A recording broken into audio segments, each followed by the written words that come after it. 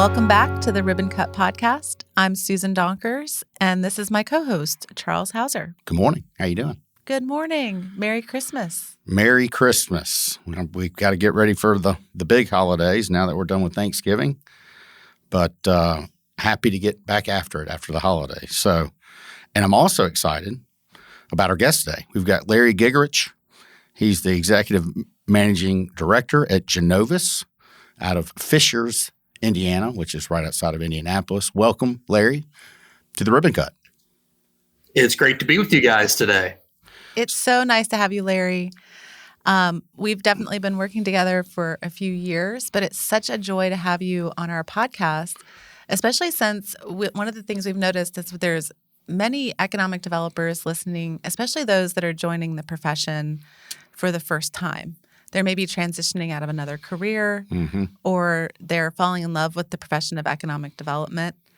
And having people like you that have such a long tenure in economic development and site selection is just a great way to give back and mentor to these new economic developers. So thanks for joining us. Yeah, absolutely. I'm glad to, and I always enjoy opportunities to share knowledge with one another. Yeah. So, Larry, tell us about Ginovus and yourself. How'd you get into site selection, and what does Ginovus do exactly? Yeah, I had a great opportunity 24 years ago to found our firm.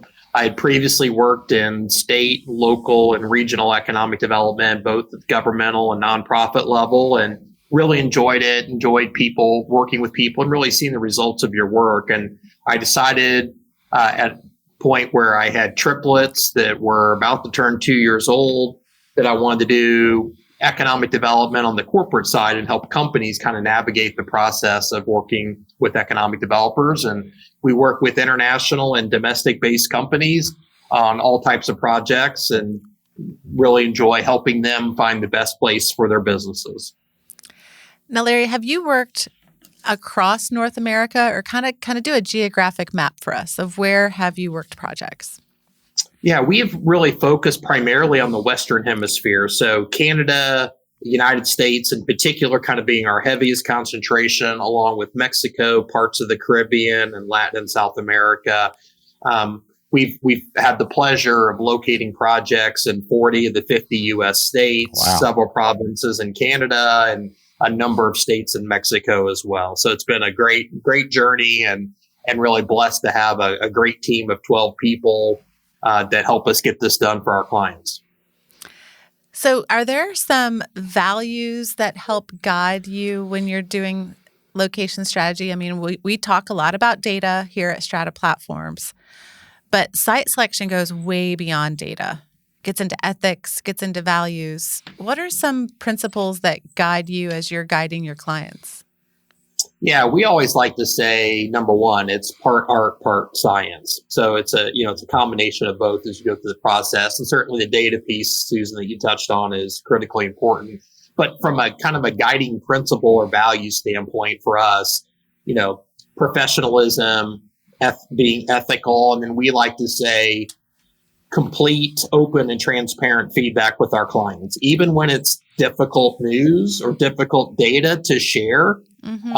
We think that's the right way to do things. And also, too, as a boutique firm in this space, not having ourselves aligned with other firms that maybe have different or competing interests is something that we don't do as well. So we feel like that's the right approach. But again, transparent, honest and open feedback, ethical, and the highest professionalism when we serve our clients.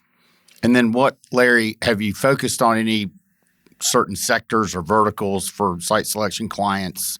Tell us about that. Yeah, we've had a really diverse practice, which I think has been great, especially as we've seen different economic cycles over the last 24 years. But in the manufacturing area, we do a lot of work, food and beverage, consumer products, metal fabrication. But we also have a really strong practice in life sciences, IT, and software as well. And then finally, supply chain logistics is another area that we do a lot of work in. Yeah, especially sitting there at the crossroads of America in Indianapolis, I would expect you to have many, many logistics clients. Are you seeing a growth in that area? Yeah, for sure. And I think it's been interesting. We go through these cycles every 5 or so years where, we have companies locate a lot of really big square footage distribution centers, and they do a fewer number of them. And then they kind of flip the script and said, we're going to do more distribution centers, but have smaller square footage as a part of that. But that's been continued growth, a lot during COVID, and now post-COVID, kind of that last mile supply chain logistics. One of the things I was thinking about when you mentioned the Caribbean is people don't typically talk about the Caribbean, but I was actually just looking at my email this morning. I think Financial Times was doing some articles about Caribbean countries. Can you shed some light on the types of projects you've worked in that region? Yeah, that region in particular, it's interesting. A lot of strength in the life sciences area. It's really started in Puerto Rico with some tax advantages in particular that they had, and you saw a lot of pharma, medical diagnostic equipment in particular. And then Costa Rica looked at that as an opportunity too, the life sciences area, to really start to build on the manufacturing side to diversify their economy. But you also see a lot of customer service, technical support, bilingual, with most of the countries being Spanish speaking, creates a real opportunity. And then finally, just like an interesting data point, looking at Puerto Rico, on a per capita basis, if it was like another state in the U.S., they have the most engineers per capita. Interesting. Which is crazy when you first hear it, but you dig into it, and their higher education institutions tied to producing engineering students with degrees. It's all over that Commonwealth. So really interesting data point. Well, you touched on a lot of different verticals, Larry, and I know you started Ginovus 24 years ago, and there has been a bunch of cycles. The cycle right now, as you know, probably better than Susan and I know, is the data center vertical and how that's taken off and really been a focus of growth for a lot of communities. And some communities have said, no, don't come here. Have you at all participated in the data center space at all? We have, and I should have noted that earlier. Like most site selectors, data centers are certainly front and center, for a lot of us, including our firm. And as a part of that, we typically work on two types of data centers. So either one where we're working with the corporate end user that's going to build their own data center, whether that's financial services, technology, or we're working with a company that is building a data center with a customer already lined up to utilize that facility. So those are two areas. And yes, we are seeing more pushback now than we ever have before. Some of it's the rise of NIMBYism and people not wanting data centers. And in fairness, questions around electric power and other things that have an impact on a broader customer base than just that end user doing a data center. Makes sense. If you kind of think back, I mean, you said you were working in economic development before you joined the corporate side. So when you think back, let's just call it 30 years, can you kind of sketch how site selection has changed over that time and how a community has also had to change on that same kind of trend, right? So some of the ones that might come to mind is people want more information faster. Maybe 30 years ago, someone might be willing to wait 2 weeks for an answer, but that's not industry standard today. So what comes to mind when we talk about the evolution of site selection? Yeah, I think there's three big things that I would note in that time period that have changed. You touched on one, which is the time frame. We went from 20, 30 years ago where a site selection project might take 12 to 18 months to complete. And sometimes for really, really large projects, that's still the case.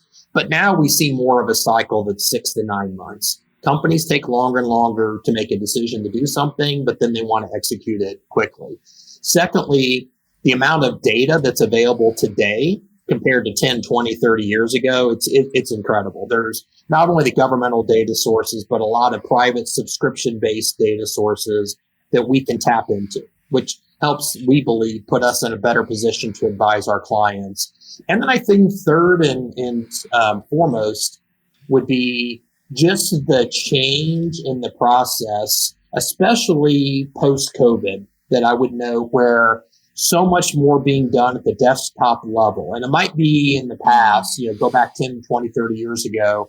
If you had 10 to 12 areas you were looking at, you might go on the ground and look at all of them in person from a due diligence standpoint. Now we're not doing that until we get down to 4 or 6 geographic areas. And that's been a big shift clearly since COVID. Interesting. So, okay. So if you're going to go look at just 4 to 6 sites in person, on a typical project, how many sites have you weeded out and eliminated before you got to the 4 or 6? 20? Yeah, 30? that's a great question, Susan. It's a big funnel. We sometimes will joke, in the Site Selectors Guild, kind of tongue in cheek, that really we're site eliminators, not site selectors at the end of the day. Yep. And it's a big funnel. And we'll often start with looking at 15 to 20 geographic areas, and that might put us at 80 to 100 sites. And we're narrowing that funnel down. And let's say we get down to 4 to 6 geographic areas. We probably at that point have anywhere from 12 to 20 sites left standing where we're really going to dig in from a due diligence standpoint.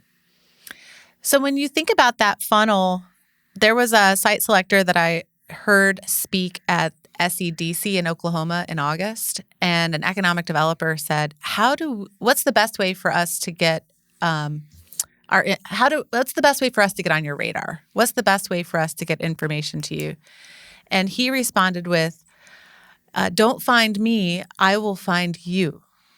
Meaning have your information at the ready so that when I ask for it for a specific project, that you're ready to go and submit it immediately. Do you subscribe to that same type of philosophy? Yeah, it's a great question because I think different site selection firms have a different approach. So our firm, we happen to have a lot of intellectually curious people. We like to consume a lot of data. So we tell people, share meaningful things with us electronically, whether that's about a big announcement in your area. It also could be, hey, we've got this facility closure that's happening. We have this ready to go workforce. And also send us information about new sites you have available. So don't send us so much that you kind of dilute your messaging. But if you're connecting with us quarterly and sharing something electronically, we view that as positive and helpful. At the same time, though, to the comment made by the other site selector, opportunity is really where luck and preparation have come together. So make sure you're ready when those opportunities come knocking on your door with an RFP to respond in a high quality, thorough manner. And how many RFPs are you all involved with every year on average? Yeah, we typically right now are working on about 30 projects a year as a firm. And of those 30 projects, probably 24, let's call 80% of those will have a formal RFP. The other 6 may be a situation where a client has said, hey, we've already identified kind of the 2 or 3 finalists. Now just dig in and do the due diligence for us to help us be prepared to take something to our board. But probably about 2 a month from an RFP standpoint. Interesting. We've touched a lot, Larry, on site selection side of your business. Let's talk a little bit about economic development consulting. I know you probably do some consulting for economic development firms. Tell us what you do for them. Yeah, primarily we, and I would say it is definitely a smaller part of our practice, but we do look at opportunities to help people when they come to us with kind of an interesting project. And I would say it falls into 3 buckets. So one is to come in and really do an analysis of their area, essentially running a mock project through the process. So we have just started an engagement actually with a regional economic development group. It's a 10 county area in a state, pretty rural in nature. And they said, take us through our paces, run us through an RFP, grade the responses, and then spend a day and a half with us just conversationally talking about how we could better position ourselves. So that would be one bucket. Secondly, would be more traditional strategic planning where you have new leadership come into a regional or local economic development group, or a new mayor gets elected and they said, we want to put together a strategy for an area to do things differently. And then I'd say the final one that we sometimes get involved with is more of what I would call kind of a talent analysis for an area where they say, talent is so critically important to the corporate decision-making process. Help us analyze our quality, availability, and cost of our talent in these different industry sectors where we feel like we have assets, so we know how we're better positioned.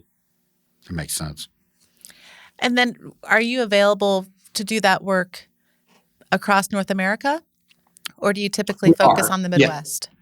Yeah, no, absolutely. No, we've done work in particular in Canada and the US. In the United States, we've done it from the Mountain West region to the Mid-Atlantic region. So really across the country. We're like right now we're doing a really interesting project in New Mexico for a client that wanted to take a fresh look at their economic development strategy and come up with recommendations for their elected officials.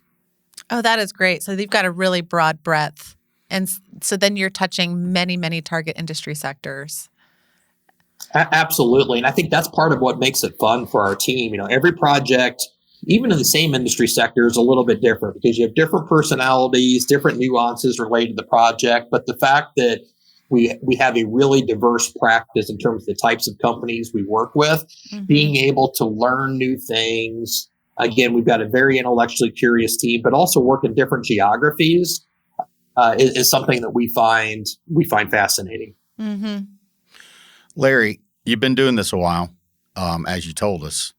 If you're talking to somebody fresh out of college or in their early mid-20s and they want to have a career in either economic development or site selection, what would you tell them? Yeah, I think there's a couple things that I would really emphasize. One is every single day work on your craft, whether you're on the economic development side or the site selection side. Put the time in, and I know we live in a world with social media and lots of different things, and people want to go really fast. And I have 4 kids that range from 19 to 25, and I see it with them. They want to achieve things quickly, and I tell them all the time, that's great. Be ambitious, but put time in. So work on your craft would be number one. Secondly, identify a couple of mentors that you can really trust and that will take the time to invest in you to help you along your journey professionally. And the final thing I would say is, be a good person first and then have the professionalism follow. Because if you are a good person first, people will recognize that. People will know that you have a good anchor, kind of where you're coming from. And you can continue to build that technical knowledge set off of being a really good person. That's great advice, not just for economic development, anybody, right? I mean, so as I tell my boys, attitude is everything. So if you come in with a good attitude and a good heart, you can accomplish whatever you want to. So that's great advice. And you don't have to be the smartest person in the room, right? I tell my kids all the time, it's like, yes, learn as much as you can. But the one thing you can control that nobody can take away from you is how hard you work. Yes. And if you put the time in to make yourself better, that's something you completely control. Yep, absolutely. I'll just add one thing to that. Over the past 20 some years is we all do a lot of contracting, right? So we're doing incentive negotiations, that gets documented. Everything in site selection gets documented, due diligence reports.